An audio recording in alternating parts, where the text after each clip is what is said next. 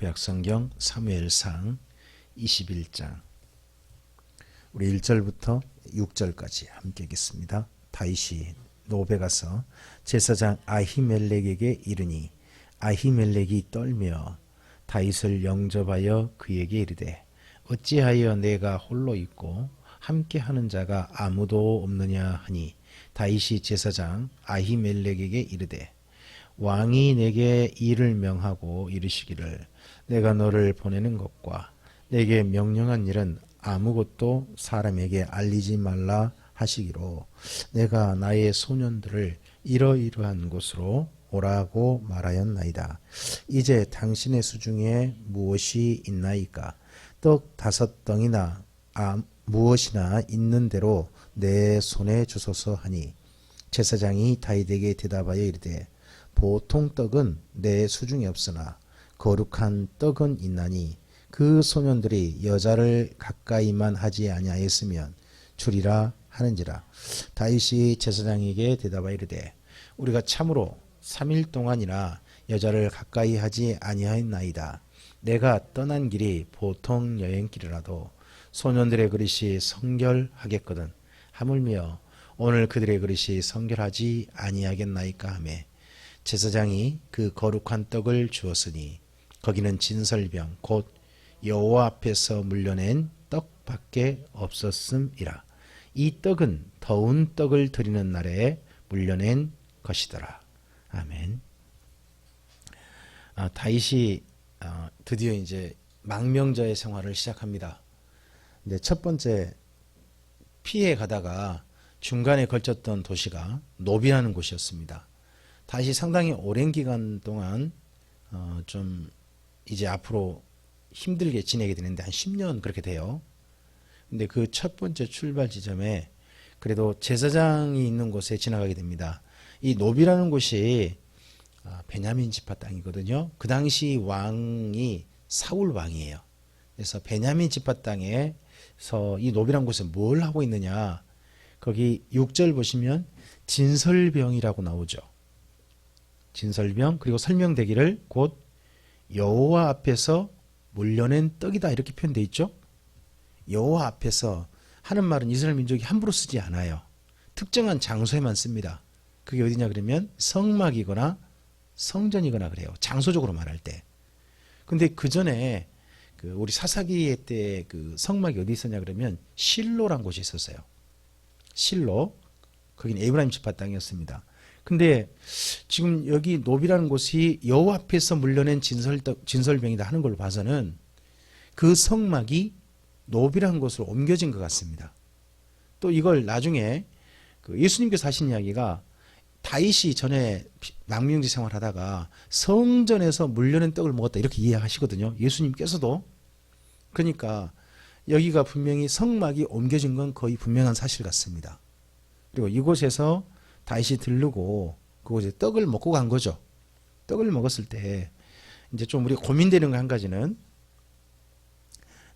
다윗이 어쨌든지 그곳에 왔을 때 다윗이 거짓말을 해요. 첫 번째는 다윗이 그곳에서 왕이 지금 보낸 일 때문에 왔다는 겁니다.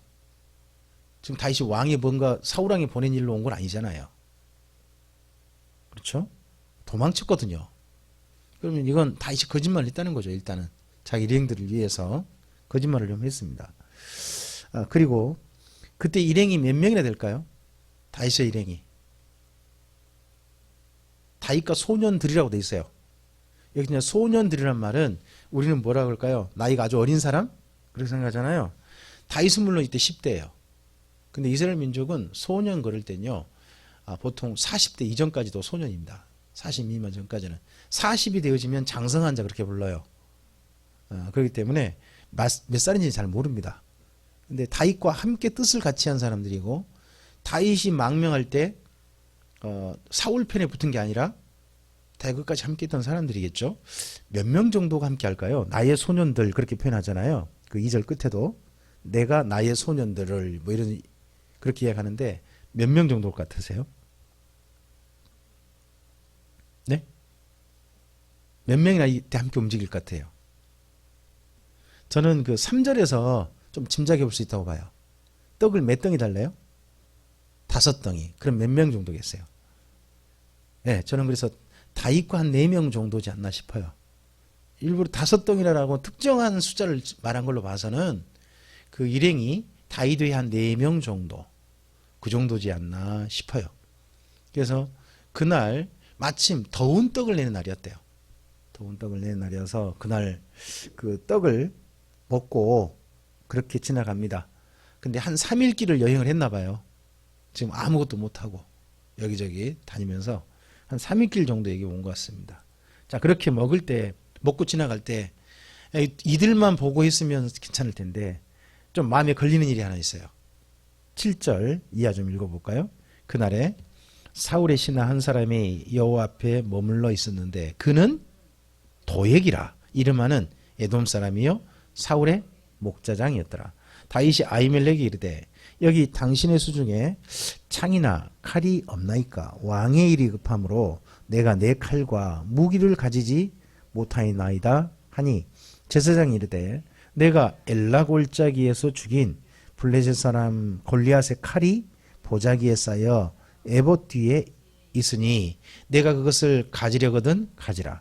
여기는 그것밖에 다른 것이 없느니라 하는지라. 다윗이 이르되 그 같은 것이 또 없나니 내게 주소서 하더라. 그날 다윗이 이때 그 한 가지 무기를 가져가는 것 같죠? 골리앗의 칼. 골리앗의 칼을 일부러 받아서 가는 것 같고 걸리는 일이 7절이죠. 도액이라는 사람이 보고 있는 거예요. 우리 주변에 모든 사람이 우리 호의적인 사람인 건 아니에요. 그렇죠? 그리고 다윗이 때 도망칠 때요. 이걸 빌미 삼아서 자기 나름대로 좀 더 출세해 보려고 하는 사람도 있는 거예요. 지금 다윗과 함께한 4사람은 4명 정도로 짐작되는데 함께한 소년들은 다윗과 함께하면 모든 것들이 위험에 빠져요. 다윗을 따른다는 것은 죽는다는 이야기잖아요. 사울왕이 언젠가 거의 죽음의 가능성이 높고 그리고 이 사람들이 군대에서 나름대로 어떤 위치에 있는 사람일 수도 있는데 그 모든 사람들이 자기 모든 걸 버린 거 아니에요. 버리고 그렇게 간 사람이 있는가 하면 다윗을 나중에 이용해서 자기 위치를 좀 공고히 하고 출세하려고 하는 사람도 있는 거예요. 이 도액이라는 사람이 그래요. 우리 주변에 보면 사람이 결국 두 종류는 아닌 것 같아요.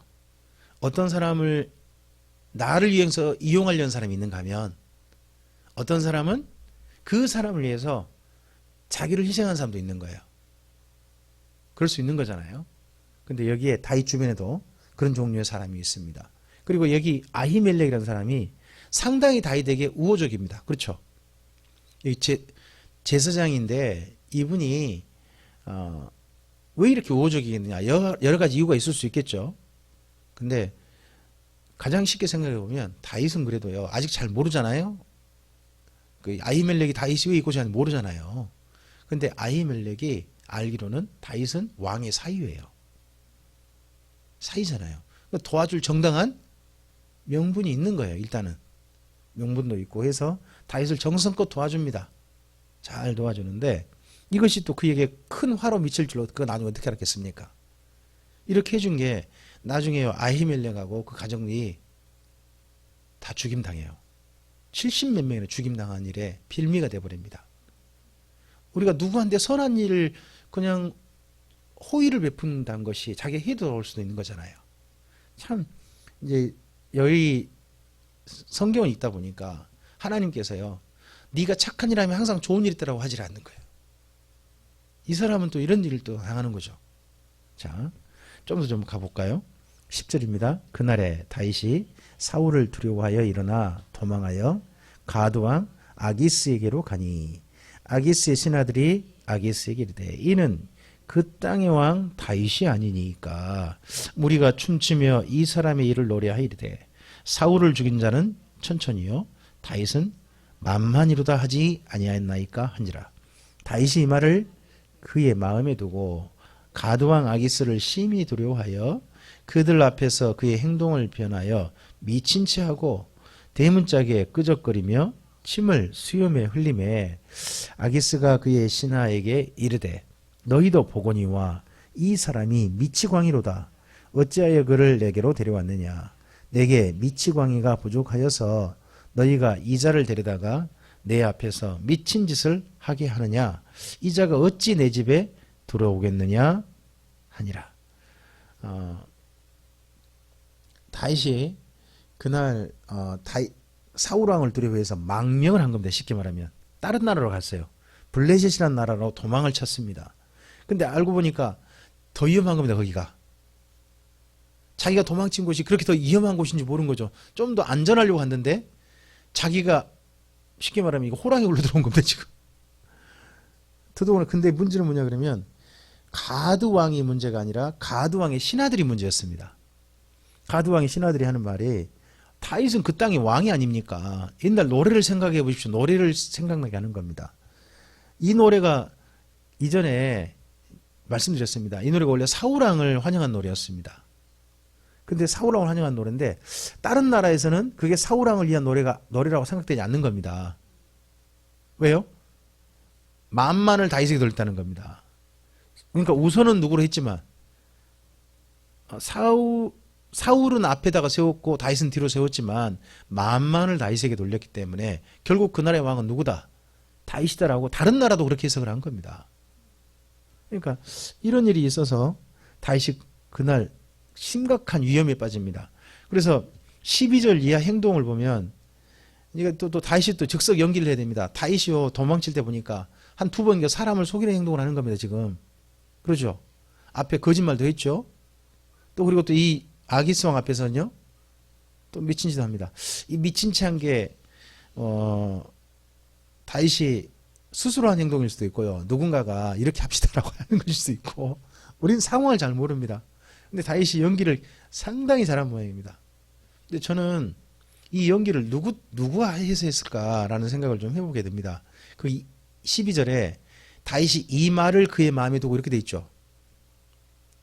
그럼 신하들의 말을 마음에 뒀다는 거 아니에요. 그리고 아기스 왕을 두려워했다. 왜요? 아기스 왕이 말 한마디 자기 죽을 수도 있잖아요. 어쨌든지 아기스 왕에게 자기에게 실망하기를 원했던 것 같습니다. 그래서 그런지 아기스 왕이 그를 쫓아내잖아요. 망명. 이제 그렇게 하고서 다윗이 도망친 곳이 굴입니다. 우리 22장으로 바로 넘어가 보죠. 그러므로 다윗이 그곳을 떠나 아둘람 굴로 도망하며 그의 형제와 아버지의 온 집이 듣고 그리로 내려가서 그 얘기를 얻고 환난당한 모든 자와 빚진 모든 자와 마음이 온통한 자가 다 그 얘기로 모였고 그는 그들의 우두머리가 되었는데 그와 함께한 자가 400명 가량이었다랍니다. 다윗이 이 아둘람 굴이라는 굴로 갔습니다. 아둘람 굴은 유다 지파 땅에 있는 굴이라고 생각하시면 됩니다. 그곳에 그러니까 일반 사람들이 사는 곳에 간 게 아니라 산속으로 들어간 거죠. 지금도 아둘람이라는 지역에 가면 굴이 있고 그런 것 같습니다. 근데 그 굴에 있을 때 상당히 400명 모이라는 말은 400명이라는 숫자가 남자만입니다. 남자만. 그럼 이들이 여자도 데릴 수도 있고요. 가족일 수도 있고 그럴 수도 있습니다. 근데 주로 온 사람이 첫째는 가족이죠. 22장 1절에 왜 가족이 왔을까요? 그의 형제와 아버지의 온 집이라고 돼 있잖아요. 그럼 친지들 이런 사람들이라는 소리잖아요. 왜 이 사람들이 왔을까요? 다윗이 역적으로 몰리면 누구도 죽을 수 있죠. 그렇죠. 가족들도 별 수 없이 함께 온 겁니다. 지금 다윗과 함께 뭉치게 된 거고 나머지 사람들도 주로 어떤 사람이겠냐? 아마 사울 왕가에게 조금 좀 원한이 있는 사람들일 겁니다. 그게 환난당한 모든 자, 빚진 모든 자, 마음이 온통한 자잖아요. 마음이 온통한 자가 분명히 사울 왕가에게 좀 마음이 좀 그런 사람일 가능성이 높습니다. 그들이 다 모여서 산속에 있고 다윗이 그 무리의 우두머리가 되었다는 겁니다. 뭐 우리가 생각해 보면 이럴 수도 있습니다. 혹시나 옛날에 그 나그네들이 어떤 산 넘어가면 산 꼭대기 정도에 항상 그 기다리고 있는 사람들 있잖아요. 인상 엄악해가지고 손에 뭐 들고 있잖아요. 그 보집 내놓으면 살려줄게. 호랑이 말고 그거 있잖아요. 그거 있잖아요. 그 사람들 보고 뭐라 불러요? 도적대 또는 산에 있다고 해서 산적이라고 그러죠. 다윗이 근데 그런 사람, 다윗이 그 산속에 있는 사람들이 우두머리가 됐대요. 그럼 자칫하면 뭐가 될 수도 있어요? 이거 산적두목 될 수도 있거든요. 그러면 이때부터 다윗이요 한 가지 주어진 책임이 주어진 거예요. 보니까 하나님이요 다윗이 도망치고 있을 때 10년을 도망치게 되거든요. 혼자 자기 몸 혼자 그냥 사는 게 중요한 게 아니라 함께하는 사람들도 책임지는 일을 하게 되는 거예요. 자기랑 함께하는 사람들이 얼마나 위험하겠어요. 근데 그 사람들이 그 광야에서 올바르게 살도록 잘못한 일 하지 않도록 그리고 그들 생명을 보호하는 일들을 두 가지를 함께 하는 거죠. 올바른 일을 하게 해야 되고 또 하나 뭐 그들이 생명도 함께 보존하는 일들을 책임지는 일들을 해야 되는 거예요. 쉽게 말하면 이 광야 생활이 다윗의 왕의 수업인 거예요. 10년 동안 일을 하는 거예요. 이 힘든 가운데서. 이게 나중에 그가 왕으로서 한 나라의 국민들을 책임지고 하는 거에 중요한 동기가 되어져요. 한 가지 좀 나중에 성경 우리가 그 전에 봤던 말씀인데 다윗이 시편 뒤에 가보면 전쟁하는 이유를 이렇게 말을 해요.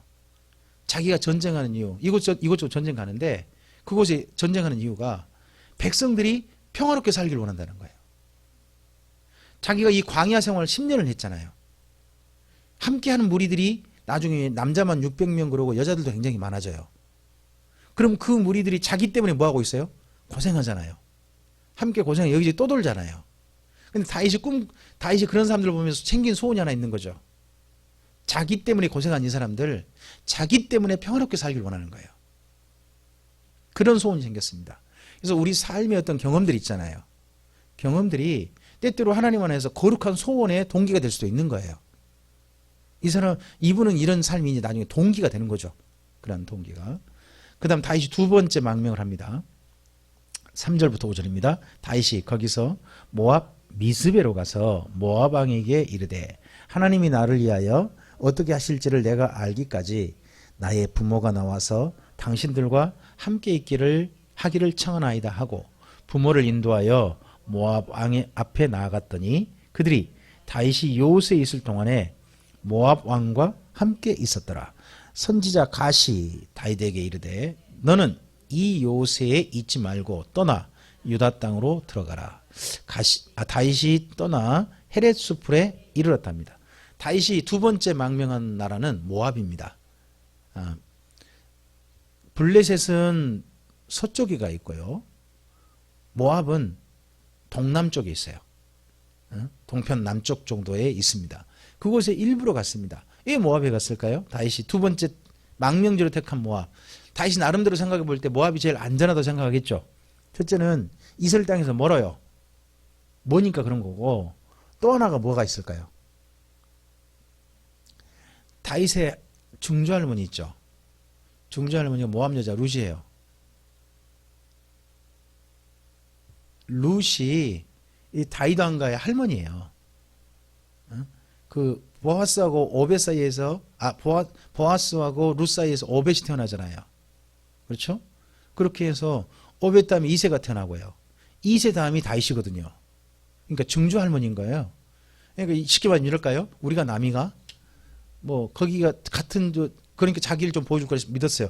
아닌 게 아니라 거기서 보호를 받았어요. 보호를 받고 거기는 사울왕이 쳐들어오지도 않아요. 그러면 거기 있으면 안전하겠죠. 원래는 아버지를 위한 핑계였어요. 자기 때문에 누가 위험해지지 않기를. 아버지가 위험해지지 않기를 바라던 것 같아요. 그래서 갔는데 다윗에게 다시 돌아가라는 거예요. 하나님께서는 누구를 통해서? 선지자 갓을 통해서. 제가 그래서 농담 비슷하게 이야기하잖아요. 선지자 갓은 하나님의 말씀 받을 때 항상 이 말씀밖에 안 받는데요. 갓. 거기 있지 말고 가라고. 이분은 가라는 거예요. 그래서 다윗이 그 평안하고 안전한 곳에 있는데요. 유다 땅으로 가라는 말을 듣고 갑니다. 이제 여기서 이제 비교하시는 거예요. 이 앞서서 사울 왕이라는 사람이 하나님 말씀을 받았어요. 명령을 받았죠. 명령을 받고 보면 그는 항상 말씀을 변질시켜요. 변질시켜 버리거든요. 근데 다윗은 뭐가 보이느냐? 말씀에 그대로 순종해요. 이게 비교거든요. 사무엘 상서를 읽으실 때 그래서 말씀에 대한 사울 왕의 태도하고 말씀에 대한 도망치고 있는 다윗의 태도를 비교하시는 거예요. 왕이란 위치에 있으니까 자기가 뭐 하면 되는 거잖아요. 근데 도망자는 수많은 변수가 있잖아요. 위험한 상황이니까. 그럼에도 불구하고 하나님의 말씀을 순전하게 지키고 있는 다윗이라는 걸 기억해 보시는 거예요. 자, 그래서 다윗이 그대로 떠나서 말씀 그대로 헤르숲으로 올라갑니다. 머물러 있지 않는 거예요. 거기에. 자, 그 다음 6절요. 사울이 다윗과 그와 함께하는 사람들이 나타났다함을 들으니라. 그때 사울이 기브와 높은 곳에 단창을 들고 에셀나무 아래 앉았고 모든 신하들은 그의 곁에 섰더니 사울이 곁에 선 신하들에게 이르되 너희 베냐민 사람들아 들으라. 이스의 아들이 너희에게 각기 밭과 포도원을 주며 너희를 천부장 백부장을 삼겠느냐. 너희가 다 공모하여 나를 대적하며 내 아들이 이세 아들과 명약하였을 때 내게 고발한 자가 하나도 없고 나를 위하여 슬퍼하거나 내 아들이 내 신하를 선동하여 오늘이라도 매버가 있다가 나를 치려하는 것을 내게 알리는 자가 하나도 없도다 하니 그때 에돔 사람 도액이 사울의 신하 중에 섰더니 대답하여 이르되 이세 아들이 노베 와서 아이두베 아들 아히멜렉에게 이른 것을 내가 보았는데 아히멜렉이 그를 위하여 여호와께 묻고 그에게 음식도 주고 블레셋 사람 골리앗의 칼도 주더이다 합니다. 자, 거기 사울왕이 얼마나 이거 보고 뭐라 그럴까요? 과대망상증을 할까요? 뭐 해야 될까? 피해망상증? 피해망상증을 해야 될까요? 그런 증상이 있는 게 뭐예요? 이 다윗이 올라왔단 말을 누가 들었어요? 사울이 들었어요. 그래서 사람들과 함께 있는데 사울의 손에 뭐가 들렸냐 그러면 6절 보면 단창이 들렸다고 되어 있죠. 단창. 그러니까 사울은 늘 손에 가까이 쥐고 있는 무기가 뭔가요? 창이요. 창종류. 창종류를 잘 쓰는 거예요. 근데 그 사람 신하들이 있었는데 그 신하들이 주로 어느 지파 사람인가 보여요. 7절에 보니까 12지파 사람이어야 되는데 어느 지파 사람이 주로? 베냐민 지파 사람들. 베냐민 지파 사람들만 자기 주변에 두고 있는데 첫째 하는 말이 야 이세 아들이 너희한테 그 직분 다 줬냐? 내가 너희한테 줬잖아. 내가 너희 신하 되게 한 거다. 그랬는데 8절 보시면 이 사람이 완전 피해망상증이에요. 이 신하들이 다 공모해서 사울을 대적했대요. 그랬을까요? 아니요. 이단 보면요. 이 사울의 신하들이 다윗을 더 죽이려고 그래요. 특히 40편에 많이 나와요. 저 사람들이 나를 더 죽이려고 한다. 근데 누가 이걸 이렇게 생각하고 있는 거예요? 사울이 이상하게 이렇게 생각을 하고 있어요. 뿐만 아니라 내 아들이 다윗의 아들과 명예가 있을 때 내가 고발한 적 없다. 그러면 아니 아들이 요나단이 다윗과 서로 사이가 좋다는 걸 갖다가 사울왕한테 고발한 사람이 없대요. 이렇게 사울왕이 말을 해요. 이거 정상적이에요 지금? 자기 아들이 자기 사이하고 서로 사이좋게 지내는 걸 왜 고발거리가 되냐고요. 이 사람은 그렇게 생각하고 거기다가 또 하나 더 나를 위하여 슬퍼하고 내 아들이 그 다음 이게 더 심각한 문제인데 내 아들이 여기 분명히 요나단이거든요. 요나단이 내 신하를 선동하여 오늘이라도 매버가 있다가 나를 치려하는 것을 내게 알린 적 없다. 그러면 요나단이 지금 뭘 꿈꾸고 있다는 거예요? 영모를 꿈낀다는 거 아니에요. 이런 일이 있을까요? 이거 뭐죠 지금? 근데 이런 걸 보고 피해망상증이라고 그래요. 이게 무슨 증상 같으세요? 전 이게 악령의 증상이라고 봐요. 악령의 가장 심각한 증상 중에 하나가 또 하나 증상이 나오는데 우리가 사울왕을 잘 보면 악령에 들린 사람이 증거가 나오거든요. 이 피해망상증에 걸린 사람 있잖아요. 아, 그 사람은 전혀 그런 생각, 자기 혼자 그런 생각을 가지고 주변 사람 전혀 안 그런데 자기 혼자 저 사람들 무섭다고 못 나간 사람도 있고요. 저 사람들이 자기를 죽이려고 한다. 자기가 먼저 죽이려고 그러는 사람도 있는 거예요. 이게 피해망상증인데 이게 저는 악령의 증상이라고 하나로 봅니다. 이 사람이 이런 생각을 해요. 근데 그때 기회는 이때다 싶어갖고 딱 나서가지고 사울왕이 마음을 사는 사람이 있다는 거죠. 그가 누구? 도액.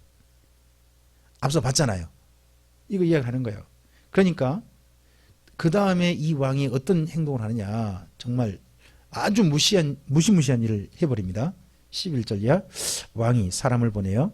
아이두베 아들 제사장 아히멜렉과 그의 아버지의 온 집 곧 노베에 있는 제사장들을 불렀어요. 어디로? 기브아. 이거 왕공인으로 부른 겁니다. 불러서 계속요. 그들이 다 왕께 이른지라 사울이 이르되 너 아히두베 아들아 들으라. 대답하되 내 주여 내가 여기 있나이다. 사울이 그에게 이르되 내가 어찌하여 이 세 아들과 공모하여 나를 대적하여 그에게 떡과 칼을 주고 그를 위하여 하나님께 물어 그에게 오늘이라도 매복하였다가 나를 치게 하려 하였느냐. 아니 이 칼 한 자루 줬다고 이 제사장이 뭐 하겠다. 사울을 죽이려고 하는 음모에 동참했다. 아니 무슨 이런 말을 합니까? 하니 계속요.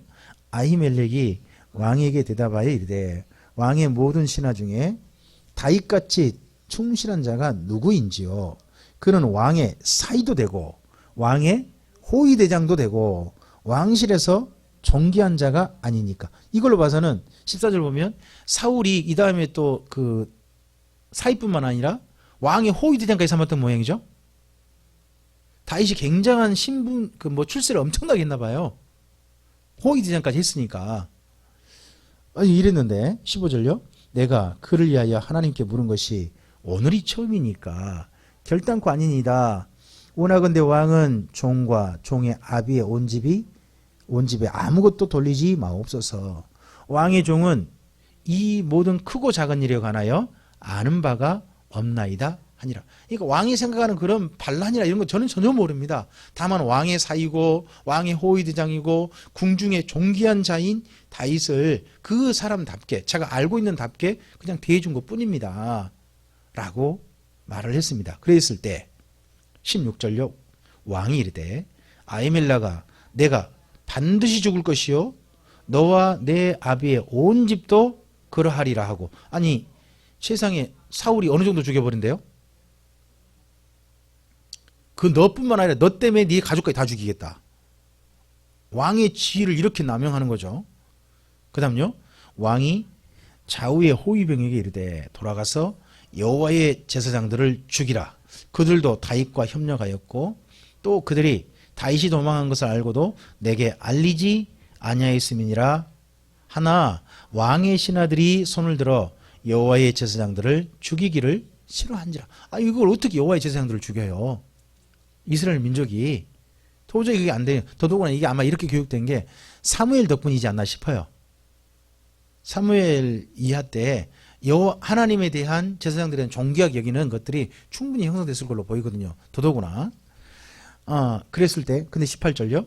왕이 도액에게 이르되 너는 돌아가서 제사장들을 죽이라 하며 에돔 사람 도액이 돌아가서 제사장들을 쳐서 그날에 세마포 에본 입은 자 85명을 죽였어요.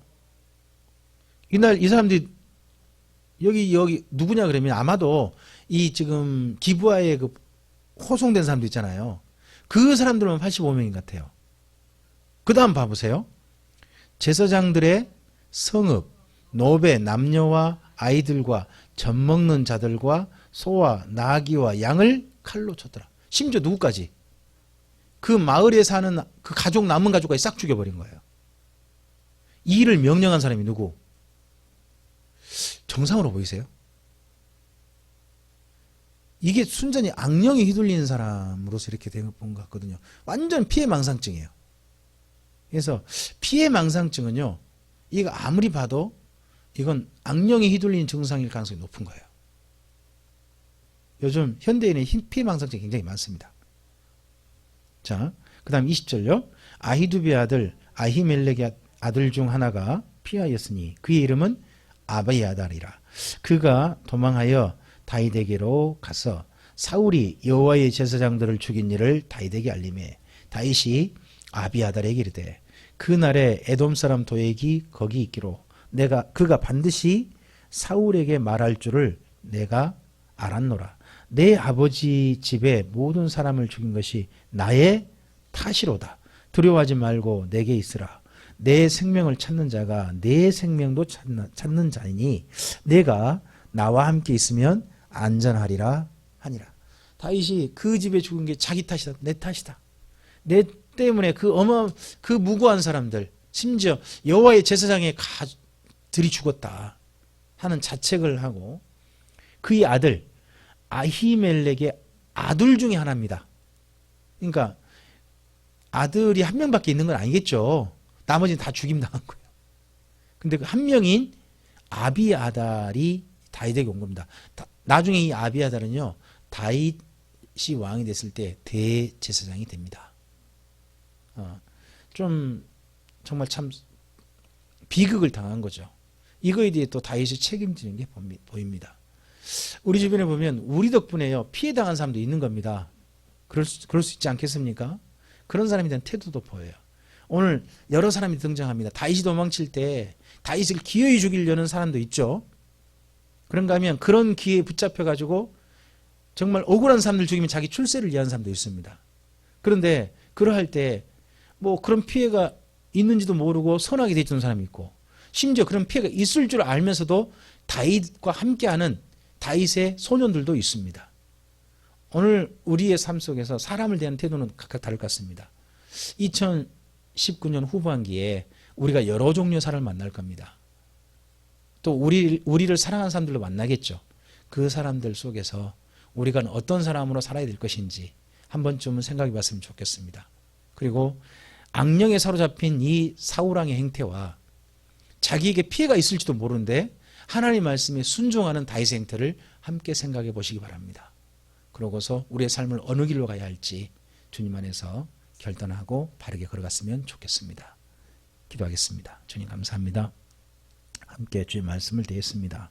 이 말씀이 다시 한번 우리의 삶을 주님 안에서 거룩하게 걸어가게 하는 힘이 되게 하옵소서. 사람들은 결국 자기 생각과 자기 결단을 따라 걸어갑니다. 그 가운데서 악령에 휘둘리는 사람도 보았고, 그리고 하나님의 말씀에 순종하는 사람도 보았습니다. 자기 이익을 따라서 다른 사람을 죽이면서까지 출세기를 따르는 사람이 있는가 하면, 자기가 정말 좋아하는 사람, 믿을 만한 사람을 위해서 가진 모든 것을 내려놓고 죽음을 무릅쓰고 함께하는 사람도 보았습니다. 그런가 하면 그저 아무 생각 없이 선한 일을 하다가 뜻밖의 피해를 입은 사람도 보았습니다. 세상엔 정말 뜻밖의 여러 종류의 사람이 살고 있는 게 보입니다. 그런 가운데 우리의 삶은 어떤 삶일지, 하나님 안에서 2019년 후반기에 어떤 삶을 나아갈지 우리는 알지 못합니다.